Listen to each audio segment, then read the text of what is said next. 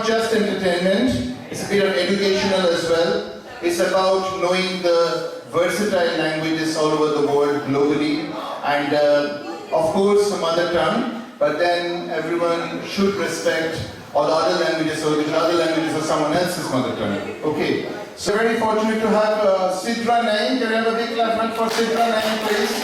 So Sidra is our King's representative in Essex. So again, another big hand over here to the King's representative.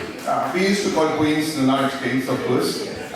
So this is a presentation on Arabic language. Obviously, you know that this is one of the very widely spoken all over the world. So it's a global presentation. So over to Sidra for your presentation on Arabic. So it's educational, lots to learn from other languages as well. So go to the other languages now. Okay.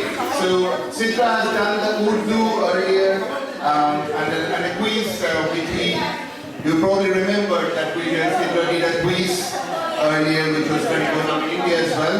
Okay, over to Sidra. Thank you.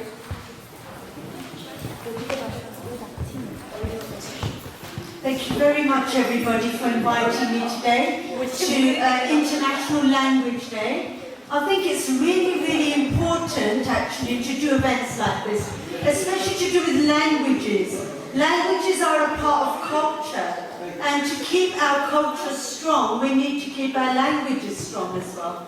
So I can speak quite a few languages, approximately 5. One of them is Arabic, and what I thought is I'll do Arabic today, and maybe I can do Urdu or Hindi or French in the future. Yeah, you know, I'm sure you're going to do these every year. So I thought I'd do Arabic today. So first of all, Arabic is an ancient language. It's the same language family as Aramaic. Aramaic is the language which Jesus spoke. And Arabic actually came from Aramaic. It is a Semitic language, which means it's in the same class as Hebrew as well, which is the language of the Torah. Now, Arabic first emerged in the 1st century, and it was named after Arab people, which is the ethnic group. And the Arab world consists mainly of Western Asia and North Africa. That is where the Arabic language emerged, from Aramaic. The earliest stages of Arabic was actually in the form of epigraphic material. So you would only see it on gravestones and museum artifacts and things like that. But there was very few literary artifacts. So a lot of people who spoke Arabic, they were illiterate, and they didn't know how to write. So it was only written on specific artifacts and buildings and things like that, historic buildings. So because it was not written down, there was this vigorous flourishing of poetry. So with our mouths and things like that, orally, it started getting developed later on, around the 6th century. And Arabic people in public started reciting poetry in the form of oral composition.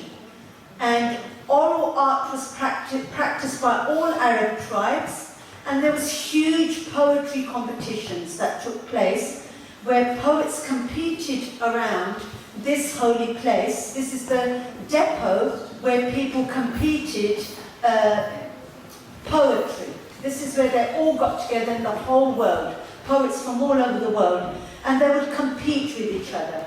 And there was so much competition that some of the poets were being treated like gods, and there was violence being happening. So some poets were being killed with jealousy and things like that. So there was a time that things had to be changed. So it was at this time when Muslims believe a revelation came from God, the Quran. And the Quran was written in beautiful poetry because it was the land of the people of Arabia where that message went to. So in order to preserve that Quran, people then started writing. So the literate people then started writing Arabic at that point on things like camel. This is a blade, a shoulder blade of a camel where the first Arabic writing was written in. And this was so that the Quran could be preserved and written down. And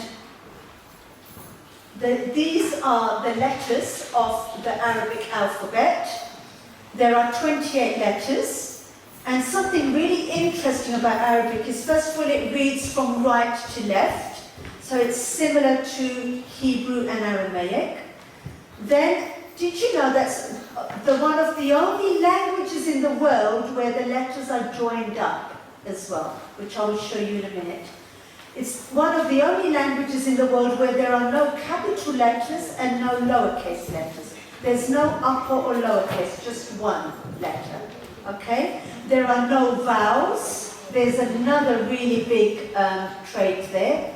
And the word structure is very systematic. So in every word, there is 3 root letters. And those root letters can be juggled up to make different words, but they have got the same root.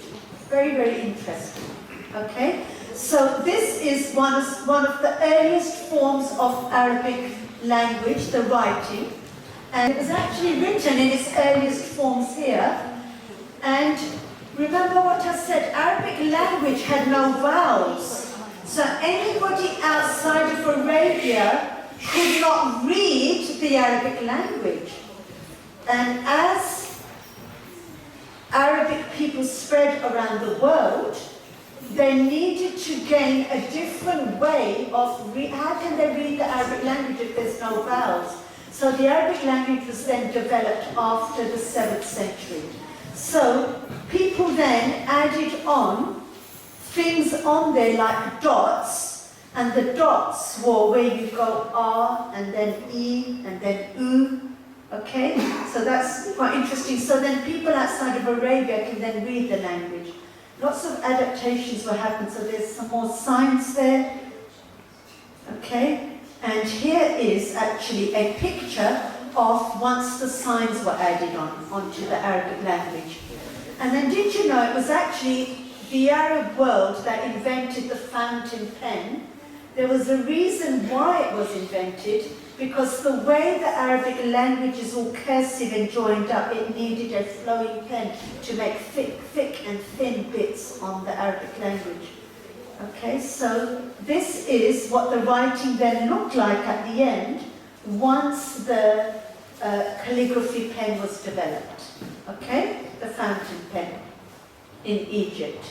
And this is actually now the writing as it looks today, including all the vowels. The vowels are all the lines and the dots and the circles for full stops and things like that. Okay, so people then outside Arabia can read the Arabic language.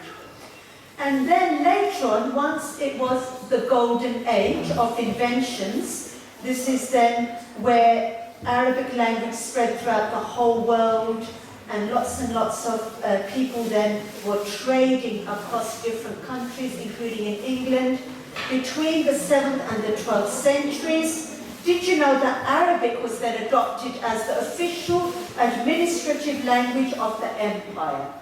And these are some really old manuscripts, scientific. I know there's lots of doctors here, loads of doctors in the Indian community, including my own husband as well, where these are old books, extracts taken and written in Arabic, where a lot of the initial scientists were Arabic, and all their stuff then went into Cambridge. So that's a very interesting picture there. So it was the leading international language of civilization, culture, scientific writing and research, diplomacy and administration.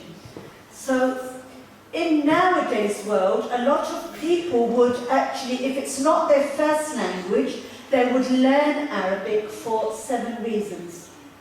One, they believe the Quran was written in Arabic, so they would learn it because of that. A lot of the major Islamic works, the original ones, were written in Arabic. Arabic language unifies the Muslim world as well, things like that. and knowledge of the Arabic language helps people to concentrate in prayers, because our prayers are in Arabic as well. So nowadays, there are many, many Arabic-speaking nations. It is the native language of 280 billion in 25 countries, and 250 million as a second language. It is the 5th most popular primary language in the world. It is an official language of 26 states, the 3rd most after English and French, and it is also one of the 6 official languages of the United Nations. Okay, so that's all you need to know really about Arabic language. And I have got one important announcement which our Peter asked me to do. So next week on Sunday, Basildon Side by Side, which our Peter is actually one of the major people of, the directors of, and myself, which I run Women Together. We're all getting together and we're holding a special event in Basildon. It's to celebrate International Women's Day. And we have decided to do a talent competition, Women's Got Talent.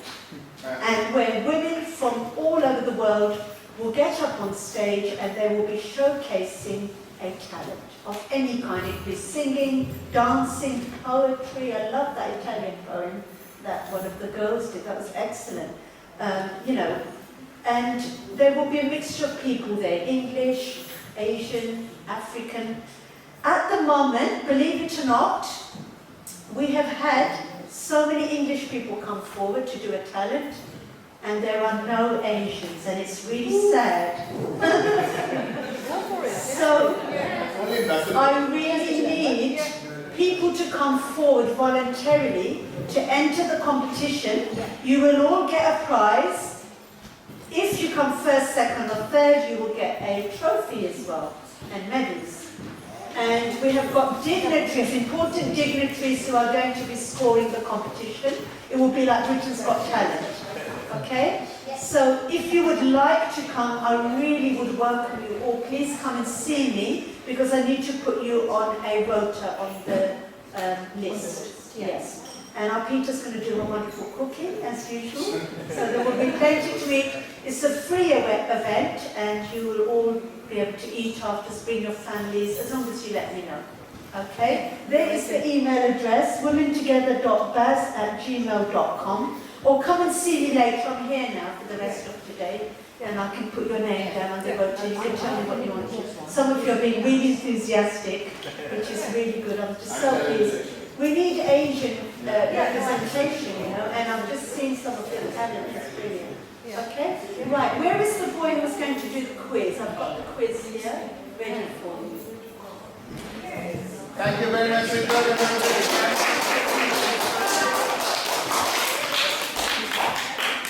Okay, quiz is now ready, and I can't wait actually to do this quiz.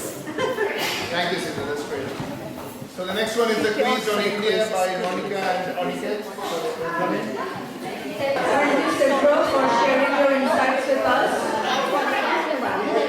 Can we have Monica? Yes. I will start the quiz. Is everybody ready? Yes. The first question is, who was the first Prime Minister of India? A. Jawaharlal Nehru, B. Indira Gandhi, C. Mahatma Gandhi. Please write the answers down. I'll go through the questions as well, and at the end we'll give out a prize. Question 2. What secondary school did the first Prime Minister of India go to? A. Eton College, B.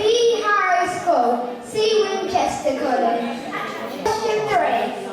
What was the first year that India won the Cricket World Cup? A. 1936, B. 1983, or C. 2011?